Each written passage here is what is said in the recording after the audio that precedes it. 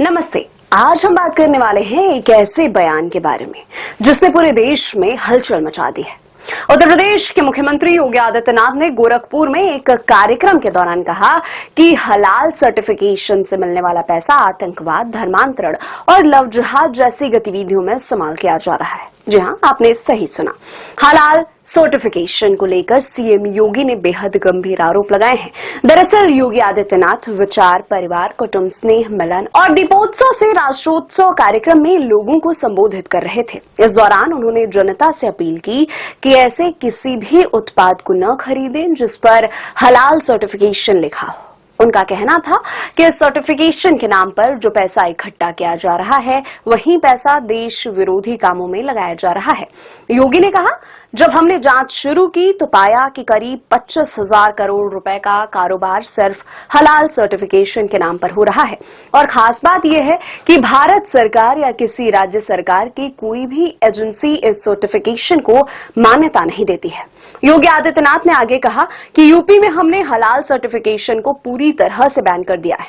उन्होंने जनता से दो टूक कहा कि अब इस सर्टिफिकेशन के नाम पर एक फूटी कौड़ी भी नहीं देनी है, क्योंकि यह पैसा सीधे आपके खिलाफ षड्यंत्र में इस्तेमाल होता है।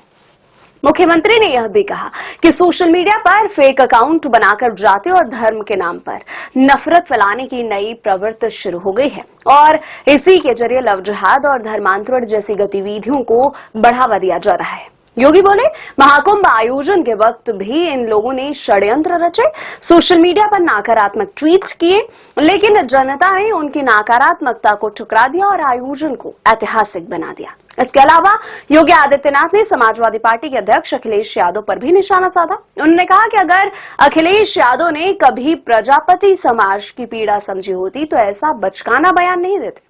कुछ लोगों की आदत होती है, जीवन भर उनका बचपना नहीं जाता है। योगी ने यह भी कहा कि दीप जलाने पर सवाल उठाने वाले लोग अन्नदाता किसानों का अपमान कर रहे हैं।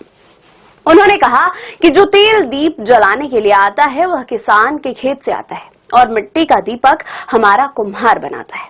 योगी ने आगे कहा कि सरकार ने कुम्हार और प्रजापति समाज के लोगों के लिए विशेष व्यवस्था की है। अब अप्रैल से जून के बीच कोई भी व्यक्ति तालाबों से मुफ्त में मिट्टी निकाल सकता है और उससे अपने मिट्टी के बर्तन या दीपक बना सकता है। यह बयान योगी सरकार के आत्मनिर्भर भारत दिशा में एक और कदम माना जा रहा है, जिसमें स्थानीय परंपराओं और स्वदेशी उत्पादों को बढ़ावा दिया जा रहा है। तो दोस्तों, ये था उत्तर प्रदेश के मुख्यमंत्री योगी आदित्यनाथ का बड़ा बयान, जिसमें उन्होंने हलाल सर्टिफिकेशन को लेकर गंभीर आरोप लगाए हैं। अब सवाल ये उठता है कि क्या केंद्र सरकार इस मुद्दे पर कोई कदम उठाएगी और क्या देश भर में हलाल सर्टिफिकेशन पर बैन लगाया जा सकता है? आप इस मुद्दे पर क्या सोचते हैं? कमेंट करके हमें जरूर बताइएगा। वीडियो पसंद आए तो लाइक करें और चैनल को सब्सक्राइब करें।